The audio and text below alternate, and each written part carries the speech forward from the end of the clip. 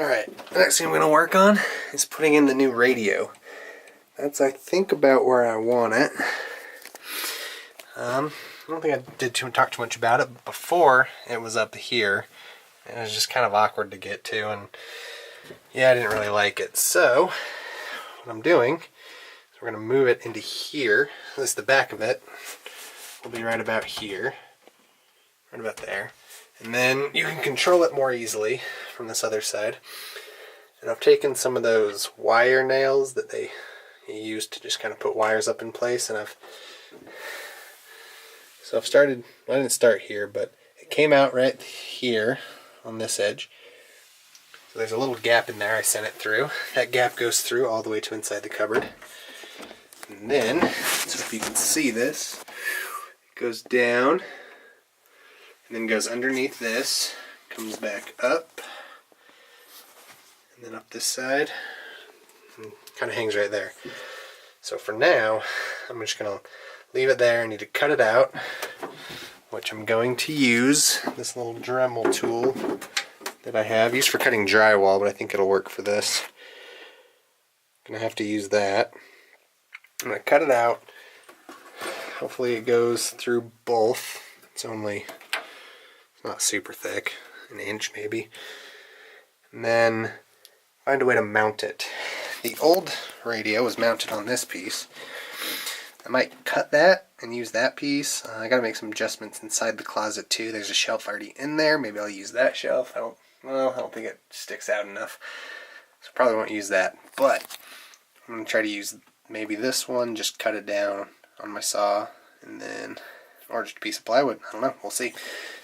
So that's what I'm going to do next.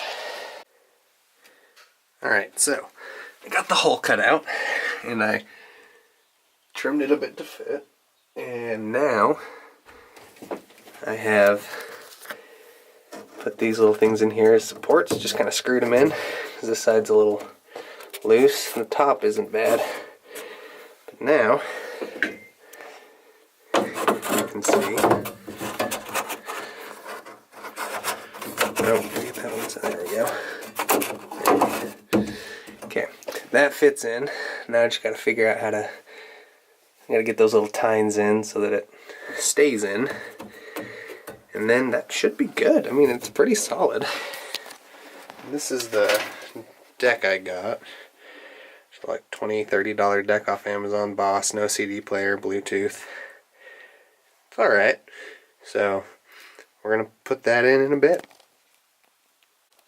Alright, so I got the side tines pressed in, and the top ones. Any bottom ones won't really work because that little thing I put in. So, I think those ones will be fine. So now, slide this in.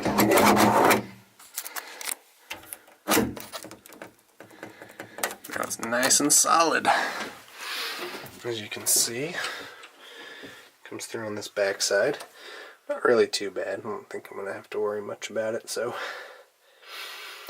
just as long as we're careful with it. But yeah, I'm going to finish hooking that up. Alright, so the last thing I did here was drill a hole all the way through there. And what that is for is this shut-off switch that will basically act as my ignition. So if you don't know, there are two power sources that go to a deck on a car, and to turn it on you'll need two power sources.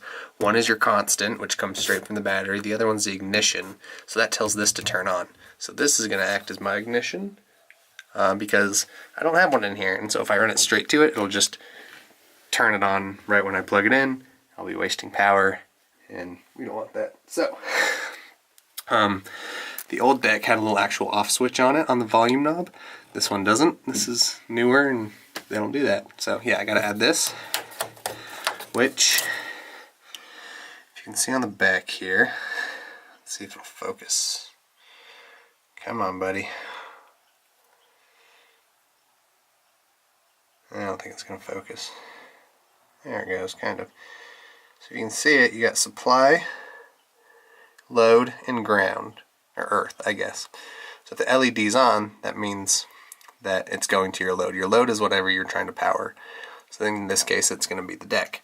You have your earth, your ground, whatever you want to call it, and then you'll have your supply, which is what comes in. So this would be like the 12 volt that goes from the battery to the ignition. You turn the ignition on, it goes out to your load.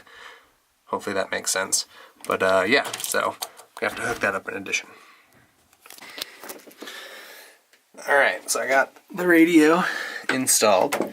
As you can see, I have the radio here, and then there is a little switch right here for power. Obviously it's not turned on because I don't have any power coming to the camper right now. In the back here, you can see all my handiwork. Hopefully it's not too hard to follow. So here's the two power lines for the radio. So they start, or I guess it comes up from the wall. See if we can get in here and kind of see those.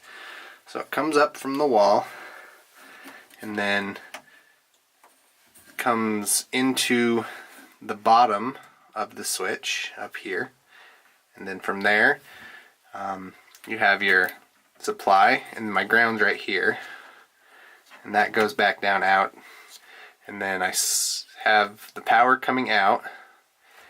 It goes into the radio. I still need to hook up speakers, but and after that the ground comes out, and then yeah, so got this all hooked up.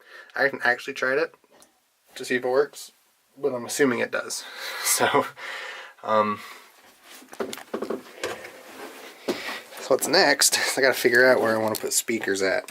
I was thinking maybe like one down here, or like one over there, or maybe one right there and one over there.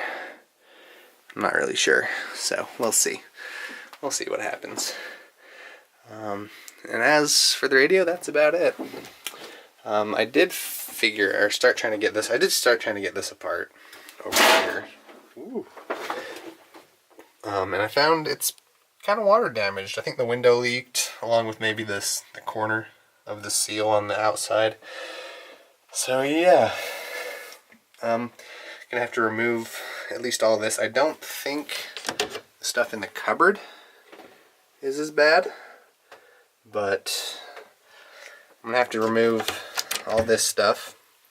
I'm gonna do the same thing I did before, except I'm not gonna tear everything out. I'm just gonna try to leave this thin layer right here, and once it's dry and once I get it all sealed up, it shouldn't cause a problem anymore. And so I'm just gonna put the same stuff back over it. Hopefully it's not too obvious, because the lines will be running horizontally, not vertically.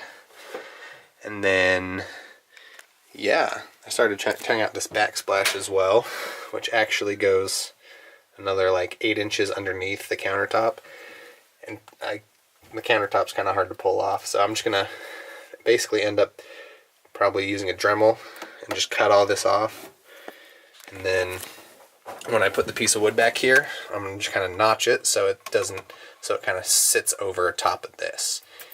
And like, not all this wood seems like it's bad quality, so I don't know.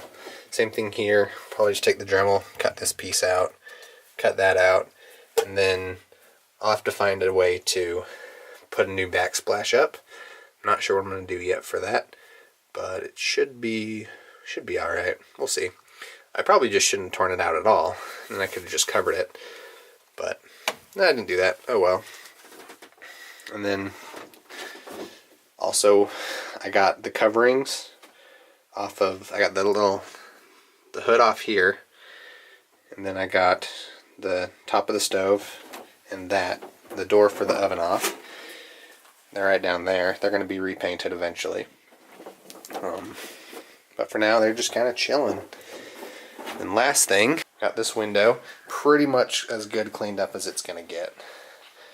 As you can tell, there's not a whole lot left to do other than cleaning some of these rails.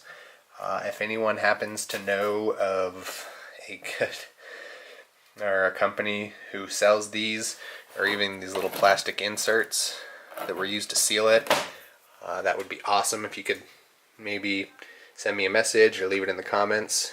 And yeah, because I'm going to need some more of that. Other than that, it's going well. Just more work found and a lot more to do.